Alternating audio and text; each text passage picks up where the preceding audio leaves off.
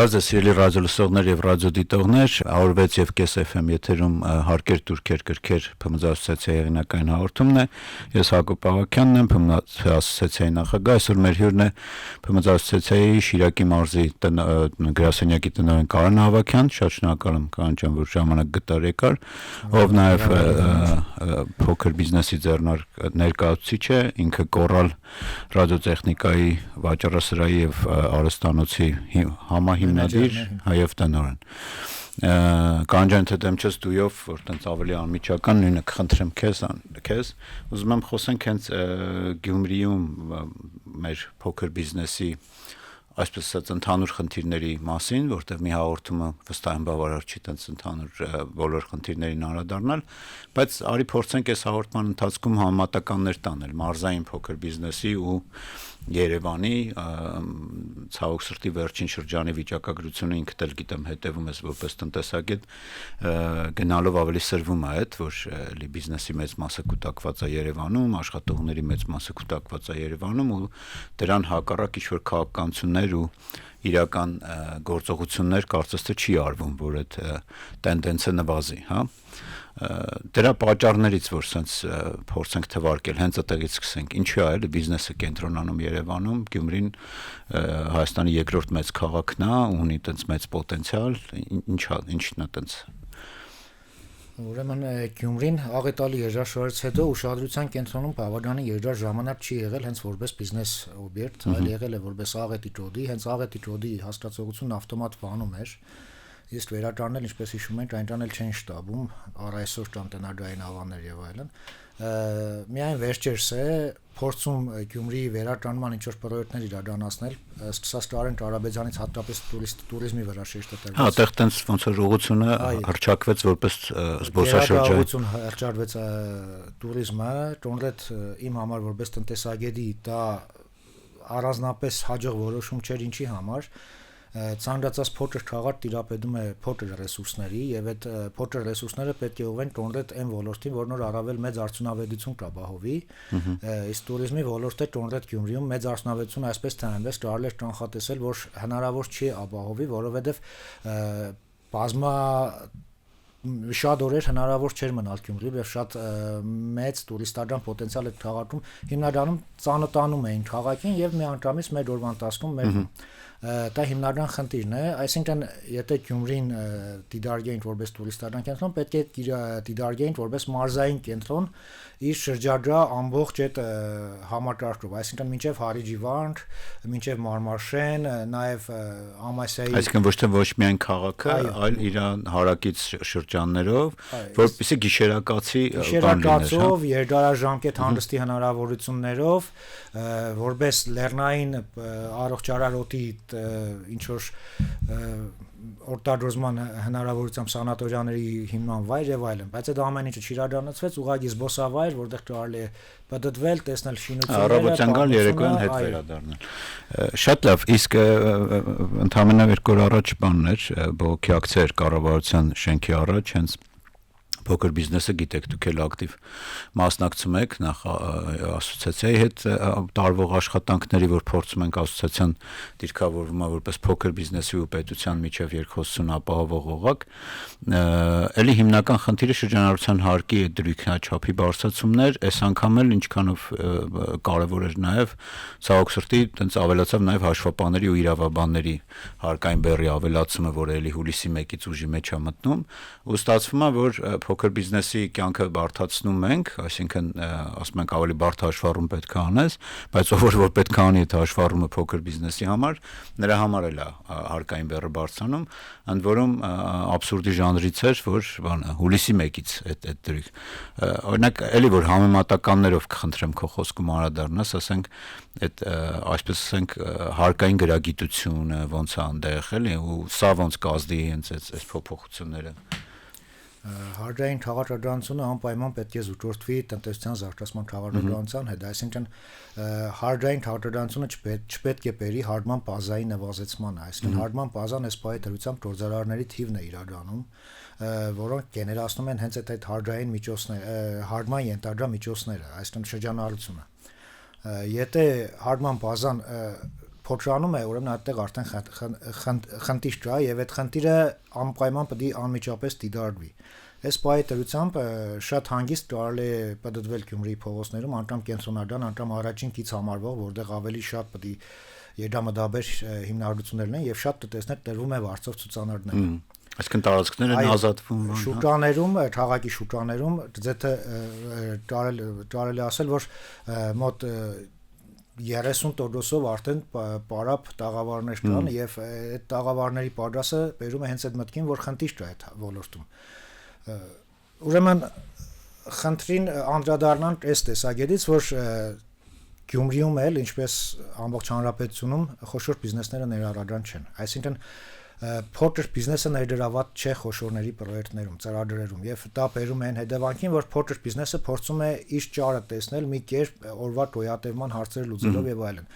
Իսկ օրվա գոյատևման հարցերով զբաղվող բիզնեսը չի կարող հաջողար զարգացման ծրագրեր ունենալ։ Կանջան, այդ որ ասում եք կներեք, որ ասում եք ներառական չեն,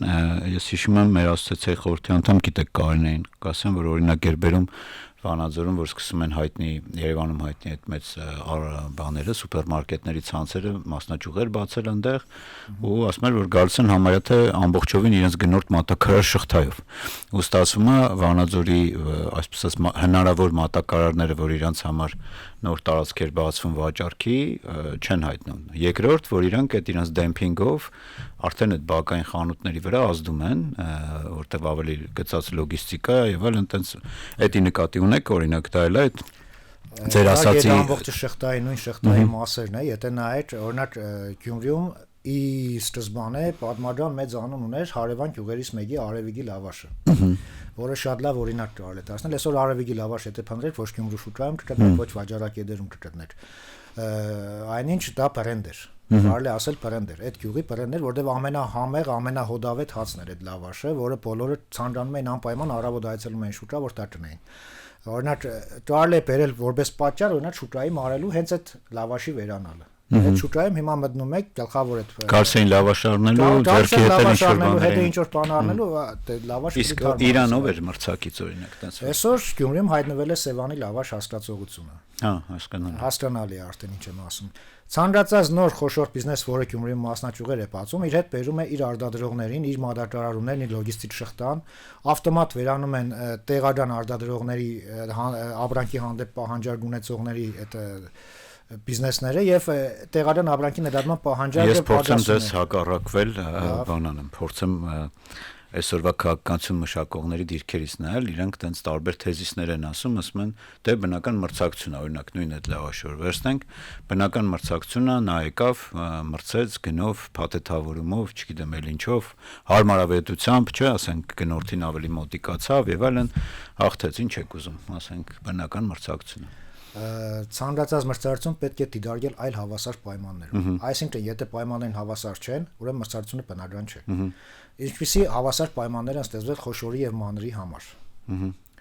Խոշորն այսօրվա դրությամբ ունի պետական աջակցություն ներմուծելու շատ տներեք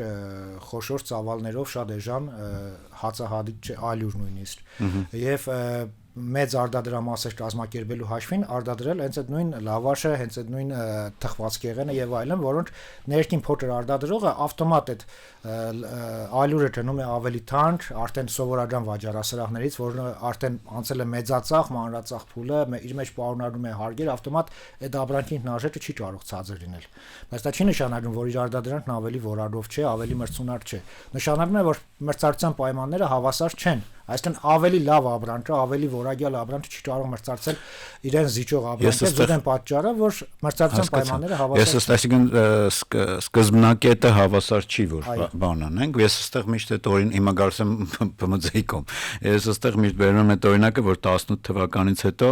նաև այդ հույսը կար, նույն փոքր բիզնեսի մոտ, որ արդարության վերականգնման այդ հույսը կար, բայց մենք ինքներս ականատես եղանք, որ այն հայտնի խոշորները, որոնք ինչ որ միջոցառումներ արվեց, օպերատիվ, չգիտեմ ինչ, բայց իրենք շարունակում են բարգավաճել ու ստացվում է այդ գիծը քաշեցին, որ ով ինչ որ սև եւ ապօրինի կուտակված կամ հովանավորչությամբ կուտակված եկամուտներ ուներ, կապիտալացվեց դա ու հիմա ստացվում է նրանք ստարտից մի քանի քայլ առաջ են։ Ու հիմա ասում ենք դե եկեք դե պարզ մրցակցությունը ազնիվ չի, այսինքն քաղաքականություն մշակողների կողմից հնչեց հիշեցվող է, այսինքն իրենք չեն լուծել են հարցը, այդ գիծ քաշելու հարցը չեն լուծել, որ կան հավասար դաշտ, որտեղից սկսենք, ու գալիս է հաջորդը, նորից վերադառնալով, ասենք, ճիշտ եք ասում, որ հարկայինը ամբողջ տնտեսության զարգացման հարցը չի լուծում, բայց ինքը տնտեսական քաղաքականության ինչ-որ մի կտոր է, որը ամենաէմոցիոնալն է, ես միշտ հետ եմ ասում, որ այն փոքր բիզնեսը կամ այն երիտասարդը, որ ասում է լավ, գնամ սկսեմ ձեռնարկատիրությամբ զբաղվել, որ ինքը սկսում է ուսումնասիրել, առաջի վախեցնող էմոցիոնալ բանն է իրան, էլի, որ եթե բարդ է այդ հաշվառումը։ Հիմա այս դեպքում նաև էս է, այսպես ասած չի նպաստում, որ ավելի շատ նոր բիզնեսներ գրանցվեն եւ այլն։ Հենց նախորդ մեր ծերույցի այդ թեմայից գալիս է, որ հավասար մրցակցություն ապահովելու համար պարտադիր են հարգման հատուկ ռեժիմները։ Այսինքն, եթե փոքրին հարգում ես նույն հարգման դաշտում ինչ-որ խոշորին, ինքը արդեն մրցակցային անհավասար դիրքերում է, քանի որ արդեն հենց ինքը նյութատեխնիկական այդ ձեռքբերումները կատարում է ավելի թանկ եւ չի կարող ավելի որակյալ ծառայությունը մատուցել մրցակցային քենով։ Այսինքն հատուկ հարգման ռեժիմը միակ հնարավորությունն է այդպիսի բիզնեսներին գոյության հնարավորություն տալու։ Այս բանը Գյումրիում կա այնպիսի արտոնություն, որը կօգնի այդ իմասած առաջի հարցը, էլի, որ այդ շարժը, այսինքն այդ հոսքը դեպի Երևան քաղաք կանգնի։ Օրինակ, տենց ինչ-որ արտոնություններ գիտեք։ Ոչ, չկան նման արտոնություններ։ Թե հարկային, թե ներդրումային, թե տեղական турքերի ձևով։ Չկան նման արտոնություններ, ազատ տնտեսական։ Հիմա հետ գնանք ձեր ուսանողական տարին, էլի, այսինքն դա օրինակ ճիշտ քաղաքականություն չի տարածքային զարգացման, նաև Շիրակի մարզը համարվում է աղքատության բարձր ցուցանիշ ունեցող մարզ, չէ՞, ասենք տենց քաղաքականություններով չպետք է կանգնացնել այդ վատ հոսքը դեպի մայրաքաղաք։ Ուրեմն անընդհատ փորձ է եղել հատուկ հարգման ռեժիմների հարցը տնել եւ Գյումրիի որոշ մասը Գյումրիի բիզնեսների համար ձեռք բերել արտոնություններ, որը երբեք չի հաջողվել առանձնապես։ Հիմնական խնդիրն այստեղ այն է, որ համարվում է, որ Հայաստանի տնտեսական դաշտն այնքան փոքր է, որ հատուկ ռեժիմներ ինչ որ առանձին տարածքների համար պետք չեն։ Գիտենք նաեւ օրինակ Մեղրի ազատ տնտեսական կոդի եւ այլն, Գյումրիում էլ մի հատ ազատ տնտեսական պրոդուկտիվի բան կա, բայց առանձնապես չի աշխատում բանի ՏՏ ոլորտի համար, առանձնապես մեծ արդյունավետությունը ես վստահ եմ, որ չկա, որովհետեւ տենց մեծ աշխատատեղերի բանի հարց չի, ոլորտն է, էլի ինքը այդ չի, հա։ Եվ այսօր հենց Գյումրի հենց ՏՏ ոլորտից է ընկեր ունեն, որը մեծ խնդիրներ ունի բանկային համակարգով վճարումներ ստանալու հետ, քանի որ դրսի պատվերներ կատարում։ Շատ մեծ բանկեր կան, որ այս սանկցիաների պայմաններում հենց չեն կարողանում այդ մարդու վճարումները տեղ հասցնել եւ հաջողել իրեն հասանելի փոխանցումները ստանալ։ Նույն այս ՏՏ սանկցիաների պատճառով, միջազգային սանկցիաների պատճառով, որը նաեւ սկսել է մեզ վերաբերել։ Գյումրիի առանձնահատկություններից պետք է հաշվի առնել բարձրադիր կոդի լինելը, այսօր այսինքն Գյումրիում ցուրտ է, օրինակ մի քանի օր առաջ ցուն էր եկել դուպտեսաճ տարածաշրջանում Գյումրիում կոմունալ ծախսերը միշտ ավելի շատ են, քան ավելի տաք շրջաններում, այսինքն նույնը վերաբերում է նաև արտադրական ոլորտին, բիզնես ոլորտին։ Դե իրականում ասենք ախր ցանկացած քաղաքականություն պետք է խորը ազդեցության գնահատում անել։ Ճիշտ եք ասում, Հայաստանը տենց շատ մեծ չի որ բան անել, գոտիավորում անել, բայց ուզենք թե չուզենք իր ռելիեֆից ելնելով, իր ասենք նույն ցավոք սրտի լոգիստիկ խնդիրները որ նայենք տարբեր են, նույն Մեղրին ասում ենք, այո, նույնը Մեղրին որ ասում ենք բան, ես երկու անգամ եղել այնտեղ, բայց ասենք ինքը իրականում նախ դժվար է այնտեղ ճանապարհները ինչքան էլ այդ բոլորը, այսինքն իրան պետքա առանձնահատուկ մոտենալ, այնտենց չի որ ավելի ունիվերսալ են եւ կարողանում են բան, բայց միևնույն ժամանակ նաեւ այդ փոքր բիզնեսի այդ հասկացողությունը կարծես վերջին տարիներին ու կարևորությունը քաղաքականություններում ճիշտ չի ընկալվում, էլի։ Այս ինչն է խնդիրը, որ հիմիկվա բաները, այսպես ասած, որոշում կայացնողների մոտ այդ փոքր բիզնեսը ճիշտ չի նստած, էլի։ Կամ կասենք 100 պատշաճի չի ընկալվում էլ, իր կարևորությունը, իրան ավելի խորքային վերլուծություն անել որոշումներ ընդունելուց առաջ։ Ըստ երևույթին ավելի մեծ գումարներն ավելի արագ հավաքագրելու մեծ շարժադրվածություն կա, որը փոքր բիզնեսից անմիջապես չի ստացվի։ Փոքր բիզնեսը զարգացման ճանապարհ ունի։ Նա ընդունենք դա տարբերակ մեկ։ Այսինքն մանր հավաքելու փոխարեն կարելի է ունենալ մեր խոշոր եւ նրանից խոշոր գումարներ ճանձել, գլխացավանջը պատրաստ լինի, բյուրոկրատական ծախսեր եւ այլն հնարավոր է այդ դեպքում խնայվում են, որը բայց իրականում դա մաստոդոնտի քաղաքականություն կարելի է համարել, այսինքն եթե մենք գնում ենք խոշորի զարգացման ուղով, մենք կորցնում ենք ճգնությունը, բիզնեսի ճգնությունը։ Ցանկացած ճգնաժամային պայմաններում մենք գիտենք, որ ավելի արագ կողմնորոշվում է փոքր բիզնեսը, այսինքն հաջորդ ճգնաժամին հնարավոր է Հայաստանի տնտեսությունը ավելի մեծ անկում ունենա, եթե փոքր բիզնեսը իր բարձրության աշխարհի օրինակներն էլ է այտենց COVID-ի բանի ժամանակ, որտեղ ՓՄԶ-ն ավելի մեծ դերակատարում ուներ ՀՆԱ-ի վրա, ավելի արագ են դիվերսիֆիկացված են ավելի։ Մեծ կրիզիսների ժամանակ, ճգնաժամերի ժամանակ խոշորը աշխատուժ է ազատում, գործազուրկների մեծ թիվ է կոյանում, որը պետք է գնա մի տեղ, որովհետեւ բողոքի հսկայական ալիքներ չլինեն, սով չլինի եւ այլն։ Այդ տեղը հիմնականում փոքր բիզնես է, բայց փոքր բիզնեսը պետք է ունենա այդ աշխատատեղերը, պետք է այդ առաջարկն ունենա աշխատատեղերի, որ կարողանա մարդ ներգրավել նման կրիզիսների ժամանակ, ճգնաժամերի ժամանակ։ Այսօր դա հաշվի չի առնում։ Հաշվի չի առնվում նաեւ ներառականության այն պահը, որ խոշոր բիզնեսները իրենց կապիտալը արդյունավետորեն օգտագործելու համար փոխարեն դրսում, որը շատ կարևոր է, փորձում են անպայման գրավել փոքր բիզնեսի տեղը ներսում։ Դա շատ մեծ թերություն է, այսինքն դա մրցունակությունը իջեցնում է երկրի մակարդակով։ Հայաստանի տնտեսությունը, եթե ունի ավելի արդյունավետ փոքր բիզնես, որը ինքն իրեն կարող է որոշակի ապրանքներ արտադրել, պետք չէ դրա վրա ծախսել խոշորի ժամանակը։ Խոշորը ունի ավելի բարձրակարգ մասնագետներ, ունի ավելի բարձրակարգ հնարավորություններ, ավելի մեծ արդյունավետություն խոշոր արտադրության համար, եւ նա պետք է կենտրոնանա արտաքին շուկա։ Բայց այդ պետին, որ ասում են կանչ անել, այդ պետքա պետական քաղաքականությամբ, չէ, այնպես անել, որ խոշորին ձեռնտու չլինի մտնել այդ դաշտ էլի, կամ հակազդել էլի, ասենց ասեմ։ Փաստորեն այդ պետական քաղաքականությունը այսօր կողմնորոշվում է հիմնականում թույլ տվեք նկատել դրսից իմ կարծիքով, դա իմ սուբյեկտիվ կարծիքն է, քանի որ կառավարությունը ոչ միայն այս կառավարությունը, նաև նախորդները ավելի շատ խորհրդարցում են, հետևում են միջազգային կազմակերպությունների, փորձագետների խորհուրդներին, հետազոտություններին, քան ասենք շփվում են իրենց սեփական բիզնեսների հետ, տարբեր մարզերի, քաղաքների գործող բիզնեսների, հատկապես բազմամյա բիզնեսների հետ։ Այսօր բազմամյա բիզնեսը ինքն իրենով արդեն հսկայական փորձի կուտակում է։ Այսինքն զրուցելով բազմամյա բիզնեսի հետ, դու կունենաս այդ ամբողջ պետական քաղաքականության պատկերը բազմաթիվ տարիների ընթացքում, 10-20 տարիների ընթացքում։ Հասկացա։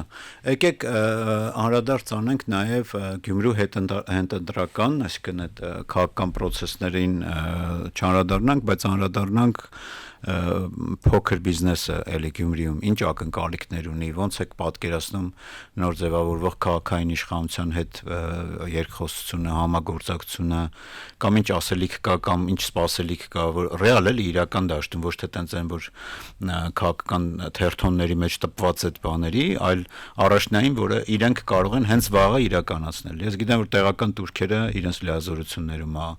այդ բաների առևտրի իրականացման թույլտվությունները եւ այլն, այսինքն բաներ կան, գովազդի թույլտվությունները, որոնք